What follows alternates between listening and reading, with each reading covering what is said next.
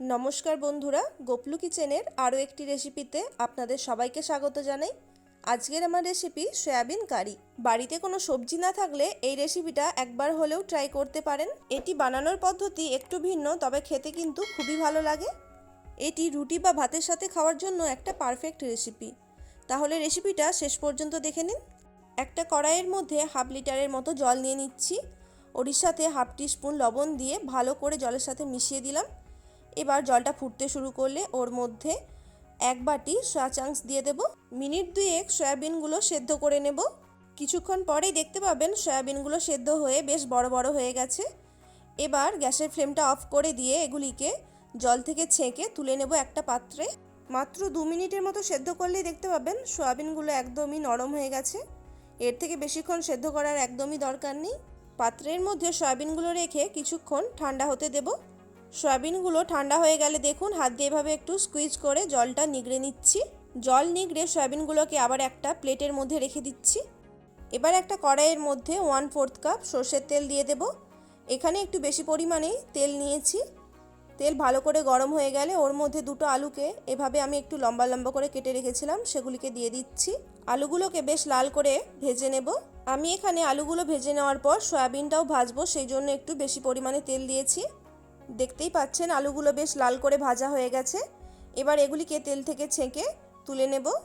সব আলুগুলোকে তেল থেকে ছেঁকে তুলে নিয়ে তারপর ওই একই তেলের মধ্যে দিয়ে দেব সেদ্ধ করে রাখা সয়া চাংস। সয়াবিনে কিন্তু প্রচুর পরিমাণে ফাইবার, ম্যাগনেসিয়াম, ক্যালসিয়াম থাকে। হেলদি রেসিপির তালিকায় এটিকে কিন্তু আপনারা রাখতেই পারেন। এখানে আমার সয়াবিনগুলো ভাজা হয়ে গেছে, এগুলিকেও তুলে নিচ্ছি।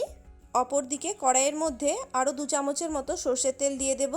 ওর মধ্যে দিয়ে দেব রাফলি কেটে রাখা পেঁয়াজ। আমি এখানে 3টে পেঁয়াজ নিয়েছি।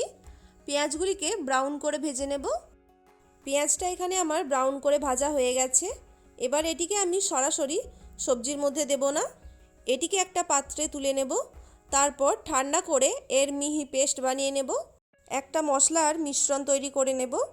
বাটির মধ্যে দিয়ে দেব 1/2 কাপ পরিমাণে টক দই, ওর সাথে 1/2 চামচ লবণ, 1/2 চামচ হলুদ গুঁড়ো, 1/2 চামচ লাল লঙ্কার গুঁড়ো, ওর সাথে রঙের জন্য দিয়ে দেব 1/2 চামচেরও কম কাশ্মীরি লাল লঙ্কার গুঁড়ো। একই সাথে দিয়ে দেব 1/2 চামচ জিরে গুঁড়ো, 1/2 চামচ ধনে গুঁড়ো, 1/2 চামচ চাট মশলা, 1/2 চামচ গোলমরিচ গুঁড়ো। সবশেষে দিয়ে দেব সামান্য পরিমাণে গরম মশলা গুঁড়ো। সমস্ত মশলাকে একটা হুইস্ক দিয়ে ভালো করে মিশিয়ে নেব।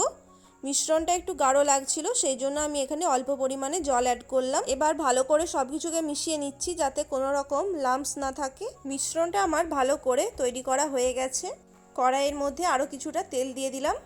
তেল গরম হয়ে গেলে ওর মধ্যে দিয়ে দেব 1/4 টিস্পুন জিরে, 2টো এলাচ, 5টা লবঙ্গ, 1 ইঞ্চের মতো দারুচিনি, 1/2 চামচ গোটা গোলমরিচ আর 1/4 টিস্পুনের মতো হিং। মশলাগুলোকে 20 থেকে 30 সেকেন্ডের মতো ভেজে নিতে হবে, যতক্ষণ না মশলা থেকে একটা সুন্দর গন্ধ বেরোয়। এর মধ্যে এবার দিয়ে দেব 1.5 চামচের মতো রসুন কুচি আর ঝালের জন্য দিয়ে দেব 1 চামচ কাঁচা লঙ্কা কুচি। এগুলিকেও 30 সেকেন্ডের মতো ভেজে নেব। তারপর রসুনের কাঁচা গন্ধটা চলে গেলে ওর মধ্যে দিয়ে দেব ভেজে রাখা পেঁয়াজের পেস্ট। পেঁয়াজটা ভেজে রাখার পর ঠান্ডা হয়ে যাওয়াতে আমি এটিকে বেটে রেখেছিলাম।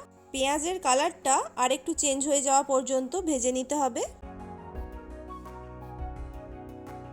কিছুক্ষণ সময় ধরে পেঁয়াজ ভেজে নেওয়ার পর দেখুন পেঁয়াজের কালারটা চেঞ্জ হয়ে গেছে। এর মধ্যে এবার দিয়ে দেব দইয়ের সাথে মিশিয়ে রাখা মশলাটা। এখানে আমি কিচেনের কিছু কমন মশলাই ব্যবহার করেছি। বাড়িতে যদি সব মশলা অ্যাভেলেবেল না থাকে তাহলে কিছু মশলা স্কিপ করতেও পারেন। এবার সমস্ত কিছুকে ভালো করে মিশিয়ে নিচ্ছি যতক্ষণ না মশলা থেকে তেল ছাড়া শুরু হয়। সাথে একটু বাটিটা ধুয়ে জলও দিয়ে দিচ্ছি। জলটা দেওয়ার পর ভালো করে মিশিয়ে নিয়ে এবার গ্যাসের ফ্লেমটা মিডিয়ামে রেখে মশলাটা কষিয়ে নেব। সাথে সামান্য একটু চিনি আর লবণ দিয়ে দিচ্ছি। এখানে লবণটা অল্প পরিমাণেই দিলাম, কারণ দইয়ের মধ্যেই আমি আগে থেকে লবণ মিশিয়ে রেখেছিলাম। মশলা থেকে তেল ছেড়ে দিলে এর মধ্যে এবার ভেজে রাখা আলুগুলোকে দিয়ে দেব, ওরই সাথে ভেজে রাখা সয়াবিনগুলোও দিয়ে দেব। এগুলিকে এবার সমস্ত মশলার সাথে ভালো করে মিশিয়ে নেব। সয়াবিন আর আলু কিছুক্ষণ সময় ধরে কষিয়ে নেওয়ার পর ওর মধ্যে দিয়ে দেব পরিমাণ মতো জল। এখানে আমি নর্মাল টেম্পারেচারের জলই ব্যবহার করছি, আপনারা চাইলে হালকা উষ্ণ গরম জলও ব্যবহার করতে পারেন। এখানে গ্রেভি খুব বেশি পরিমাণে রাখবো না, তাই অল্প পরিমাণেই জল দিয়েছি। সয়াবিনের এই রেসিপিতে গ্রেভি একটু অল্প পরিমাণে হলেই ভালো লাগে খেতে। জল দেওয়ার পর আপনারা অবশ্যই লবণটা চেক করে নেবেন। বন্ধুরা, সয়াবিনের এই রেসিপির বানানোর পদ্ধতি একটু আলাদা হলেও খেতে কিন্তু খুবই ভালো লাগে। একবার হলেও এই রেসিপিটা ট্রাই করবেন। গ্রেভি ফুটতে শুরু করলে ঢাকা দিয়ে 7 থেকে 8 মিনিটের মতো রাখবো। কিছুক্ষণ পর ঢাকাটা খুলে নিচ্ছি। এখানে আমার রান্নাটা প্রায় কমপ্লিট হয়ে গেছে। আলুগুলো এখানে প্রায় সেদ্ধ হয়ে গেছে আর গ্রেভিটাও দেখুন অনেকটা কমে গেছে। এই রকমই সেমি গ্রেভি থাকা অবস্থাতেই আমি রান্নাটা কমপ্লিট করব, কারণ সয়াবিনগুলো ঠান্ডা হওয়ার পর গ্রেভি আরও শুকিয়ে যাবে, তাই এর থেকে আর বেশিক্ষণ রান্না করব না। সবশেষে ওপর থেকে একটু কাসুরি মেথি ছড়িয়ে দেব। আপনারা চাইলে ধনেপাতা কুচিও ছড়িয়ে দিতে পারেন। এটিকেও ভালো করে একবার মিশিয়ে দিচ্ছি।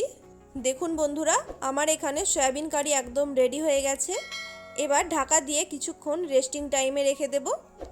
বন্ধুরা, এইরকম সয়াবিন কারি বানিয়ে রাতের ডিনারেও আপনারা পরিবেশন করতে পারেন। রেসিপিটা ভালো লাগলে অবশ্যই একটা লাইক করে দেবেন। সবাই ভালো থাকবেন, সুস্থ থাকবেন। রেসিপিটা সম্পূর্ণ দেখার জন্য অসংখ্য ধন্যবাদ।